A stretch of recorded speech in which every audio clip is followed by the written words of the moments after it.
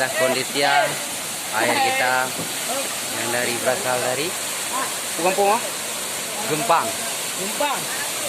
Gempang deh dah. Ayo.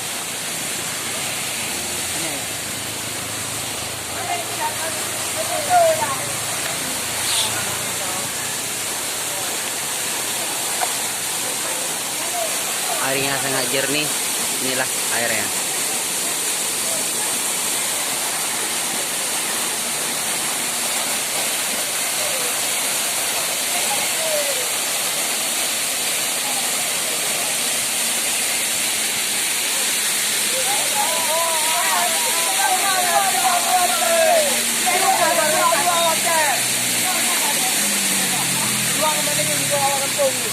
Ini mau kampung kan?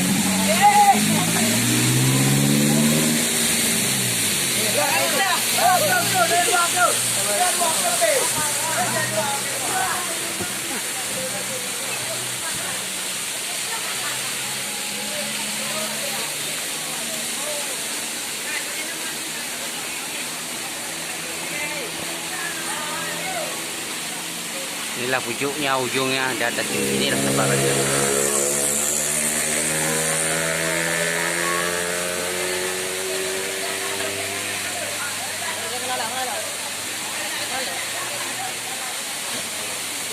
Kayak mana airnya Gigi? Dingin nggak? Dingin. Masa sih? Dingin kali gue. Wah. Coba tes, coba.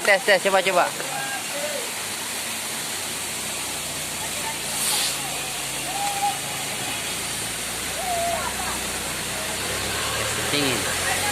Mana lah, dingin nggak lah?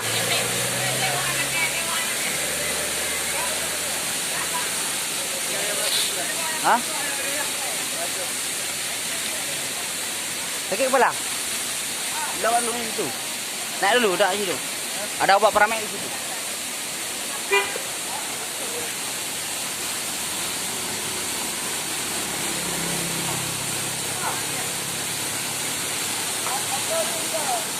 Coba kamera lagi.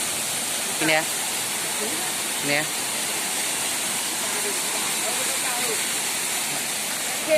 Berapa gini? Waktu masih situ, gini kan. Oke. Nah, hari ini kita dari terjun. Betul.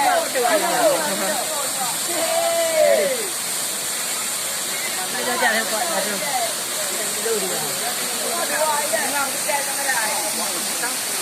Permainan yang orang kebanyakan berkunjung.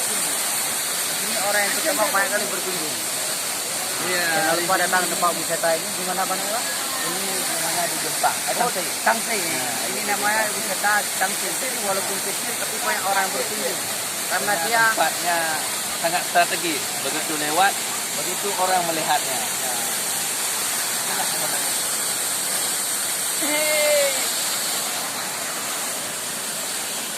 Ya Pak Cur. Inilah jalan lintasnya. Nah, ini jalan lintasnya. Di sini, di samping itu ada warung. Nah, di sini, lewat sini perbatasannya. Pas di pinggir jalan, saudara-saudara. Siapa yang mau berkunjung, silakan.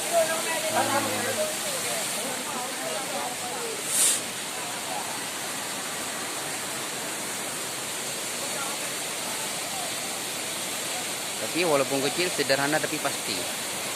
Sejuk, adem, dingin.